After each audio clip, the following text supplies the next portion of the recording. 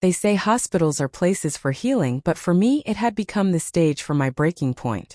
My side still stung from fresh stitches, antiseptic burning faintly on my skin, when my father stormed in. "Pay rent or get out." His voice echoed off the sterile walls like a punch to my chest. I froze, too stunned to respond. I said no, I whispered. Before I could react, his hand struck my face. The slap landed hard. I toppled sideways off the bed, pain slicing through my ribs, blood filling my mouth. "You think you're too good for this family?" he sneered, looming over me like I was nothing. But lying there on the cold hospital tile, one thought crystallized. He had no idea what I was capable of. And this time I wouldn't stay down. It began 3 months ago when I moved back in with him. I hadn't wanted to, not even a little. But the clinic cut my hours, rent went up again, and Dan's 6-year-old daughter needed a roof more than I needed pride. He promised it would be temporary, but the moment I unpacked my suitcase into the tiny crack-ceiling spare room, I knew better. With him nothing came free. First it was the small things. Groceries, gas, Wi-Fi repairs, always charged to me because I used it the most. I paid quietly, sacrificing my own overdue dentist appointments. Then came Eric, my younger brother. Still living at home, still unemployed, still Dad's golden boy. I returned from exhausting double shifts to find him sprawled on the couch gaming, while Dad insisted he was just going through a rough patch.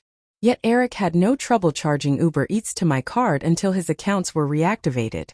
They didn't ask, they expected. Dad's voice would drop into that heavy, familiar tone that had frozen me as a child. "Family helps family," he'd say. What he really meant was, "You owe us. We owe you nothing." Danny noticed the tension immediately. She stopped humming when we walked in, clutched her bunny tight. Once she asked if Grandpa was mad at her too. I couldn't answer, my throat closed tight, tears threatening to spill. The week before the hospital incident, it escalated further. Eric racked up another credit card bill. This time for a crypto course, and Dad told me to cover it. "Don't act like you can't.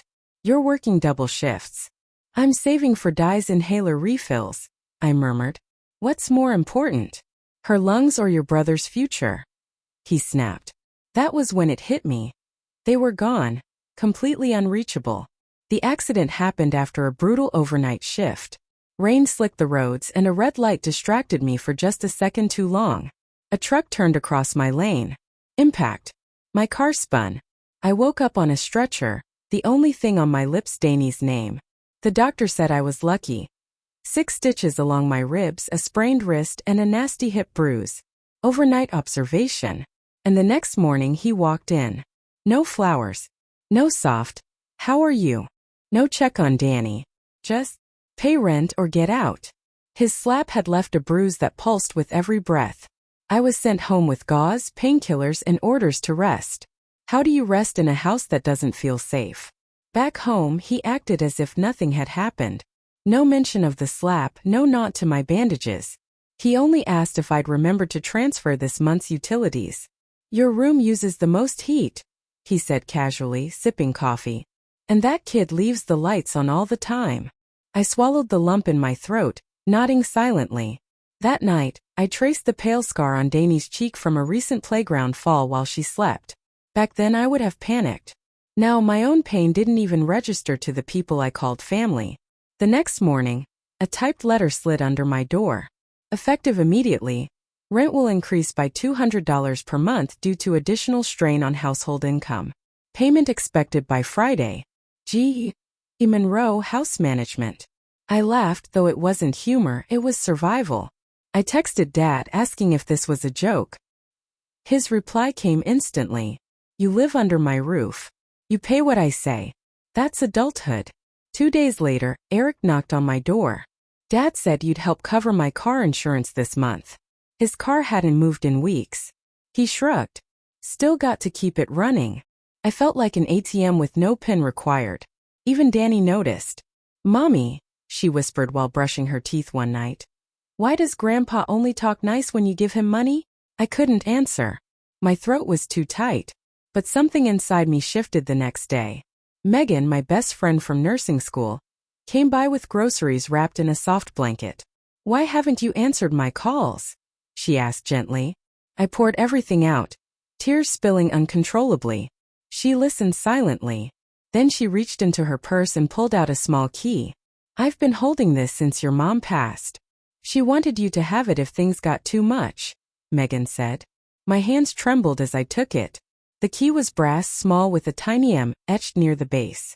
I stared at it all night, imagining it whispering my next steps. Danny slept curled beside me, oblivious. Mom had died 3 years ago, ovarian cancer, quick, unfair. She left a small craftsman house inherited from her father. I hadn't returned since the funeral. Now this key was my first step toward freedom. The next morning I packed a thermos of tea, dropped Danny at school and drove to her house. It sat at the corner of Ash and Hamilton. The porch leaned slightly, wind chimes still swaying. Inside, the air smelled of old books and lavender. Dust motes floated in sunlight as I wandered through the rooms, the rocking chair, the half-finished quilt folded over the arm. Nothing seemed secretive until I reached her bedroom.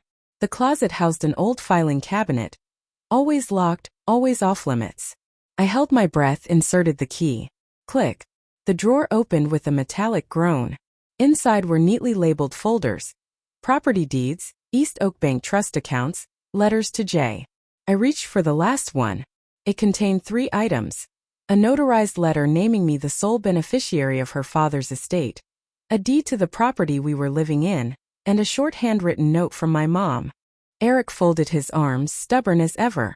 "We're not leaving. You have 30 days, I said evenly. "No exceptions." The next day the tension only grew. I returned home from work to see Valor, the elderly neighbor from across the street, waiting by my mailbox. Her face was set, not a hint of a smile. "I hear you're kicking your sick father out," she said sharply. I froze. "What?" "He said he has some lung condition now," she continued. "And you won't even take him to his appointments." Of course, I thought. Inside, I found Dad slouched on the couch, a tissue clutched in his hand, wheezing just enough for the sound to carry through the walls. Eric was nowhere in sight, but I knew exactly what he was doing. Telling his online friends a sob story about his cruel sister abandoning him and Dad. The walls of the house seemed to press inward. That night the doorbell rang. Leah from 3 houses down was standing there, phone in hand, looking nervous. "Hey," she said softly. I just wanted to show you something." She held out the phone. On the shaky but unmistakable footage, Dad was yelling at me in the hospital. The slap, my body hitting the floor. Danny screaming in the background. I hadn't even known Leah worked part-time in that wing of the hospital. "I saved this before it could be deleted from the system," she said quietly. "I wasn't sure when or how to give it to you, but I thought you'd need it." My hands trembled as I accepted the phone. Proof. Clear. Unarguable. I looked at her, whispered, "Thank you." She just nodded. "If he tries anything else, you won't face it alone," she added. Inside, Danny sat at the table, coloring in silence. I knelt beside her. "We're doing the right thing," I murmured. She glanced up at me, then back to her paper, drawing 2 figures holding hands in front of a small house, a sun shining overhead. And for the first time in a long time she smiled. The eviction was scheduled for Friday morning. I woke before sunrise, nerves buzzing like electricity under my skin. Danny was still asleep, clutching Bunny close, the morning light spilling over her face. I kissed her forehead. "Today's the day," I whispered, then moved quietly into the hallway. Dad was already pacing in the kitchen, eyes flicking toward the clipboard in my hand. "You really think the police are going to throw me out?" he sneered. I didn't answer. I didn't have to. By 9 a.m. the county deputy arrived, clipboard in hand. Leah stood on her porch, arms crossed, phone ready. Ball peeked from behind her curtains. I positioned myself at the front steps, heart racing but face steady. Dad lost it the moment the deputy stepped onto the walkway. "You're letting her throw her father into the street. She should be arrested for elder abuse." The deputy remained calm. "Mr. Monroe, this is a legal eviction.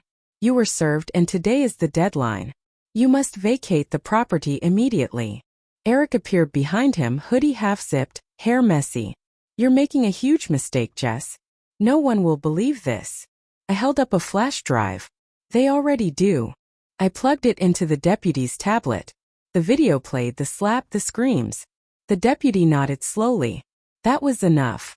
Dad stepped forward, but the deputy blocked him. Sir, any further escalation may result in detention. Eric glared. You call this justice? This is revenge. No, I said. This is freedom. Neighbors had begun to gather, peeking from porches and sidewalks. Valor stepped out, arms folded, voice icy. You could have handled this quietly, Jessa. Family isn't something you discard. I met her gaze steadily. Family doesn't slap you in front of your child while you're bleeding in a hospital bed. Silence fell. Someone from across the street muttered, Wait, seriously?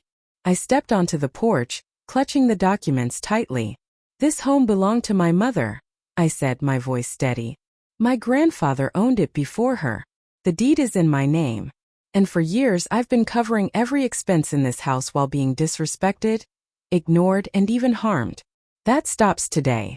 My father's chest rose and fell with agitation. His eyes darted around, looking for a trace of pity. He found none. Instead, he jabbed a finger at Danny, who now stood beside me. You're destroying her life, he spat. Danny's voice was calm, almost gentle, but it cut through the morning air like glass. You hurt my mom, she said simply.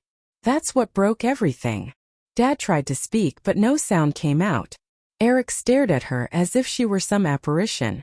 And in that moment I saw the exact second they realized they had lost not just the house but their control over us. The deputy handed me a final form, confirming the transfer. Ma'am, he said, the property is officially yours. No objections. Dad's shoulders slumped. Eric let his duffel bag drop with a thud on the porch. They were gone. The house was ours. As they walked down the steps, Dad glanced back one last time. You'll regret this, he warned. I met his gaze and smiled faintly. Really? I regret letting it continue this long, I replied. Danny reached for my hand as we closed the front door behind us. She looked up, relief shining in her eyes. We're safe now. I bent down and kissed her forehead. Yes, baby. We are. 2 weeks later we moved. I didn't want to linger in that house, even if it was legally mine. Its walls still held echoes of yelling. The floors groaned with memories I didn't want to face. So I sold it quietly without fanfare, and bought a small rental cottage on the other side of town. It wasn't luxurious, just 2 bedrooms, a tiny porch, and lavender bushes along the front, but it was ours. Danny immediately claimed the room with the east-facing window so the morning sun could wake Bunny gently. She chose pale sky blue for the walls, smiling as she imagined the new life we were creating. Every night she slept peacefully. No more startled gasps, no more whispered cries in the dark, just calm, steady breaths. I started therapy, finally voicing the shame, the guilt, the fear of never being enough. Each session was like gently pulling thorns from my skin. Bit by bit, I began to heal. Megan visited often, usually carrying coffee or pie. Sometimes we didn't speak at all, just sitting together while Danny painted quietly in the corner. One evening, she watched me from across the table and said, "You've changed. You seem lighter." "I am," I admitted softly. "It's like I've finally put down the heavy bricks I thought I had to carry." One calm Sunday morning, Danny stood beside me on the porch, brushing Bunny's fur with a tiny toothbrush. The breeze lifted her hair as she looked up at the sky. "Mommy," she asked, "do you think Bunny is proud of us?" I smiled, brushing a strand of hair from her face. "I think Bunny always knew how strong we really are." She leaned into me, small and warm, her little hand slipping into mine. Outside, the lavender swayed gently, and the sky felt soft, free of its usual weight. For the first time in years, I didn't feel like I was just surviving. I felt like we were truly living.